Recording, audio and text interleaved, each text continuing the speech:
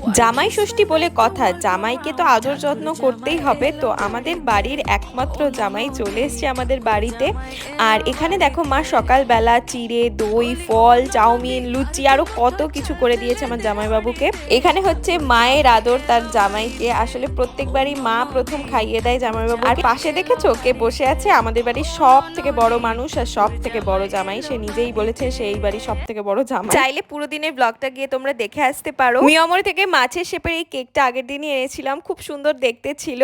আর এই দেখো এখানে আমরা বসে পড়েছি লুডো খেলতে। এটা না আমাদের এখন একটা নেশা মতো হয়ে গেছে। দুপুরের ভুড়ি ভোজে ছিল ভাত, মিক্সড ডাল, আলু ভাজা ঝুড়ো ঝুড়ো করে, ভেটকি মাছের পাতুরি, কাতলা কালিয়া, মটন, চাটনি, পাঁপড়, মিষ্টি এবং তার সাথে গলদা চিংড়ি।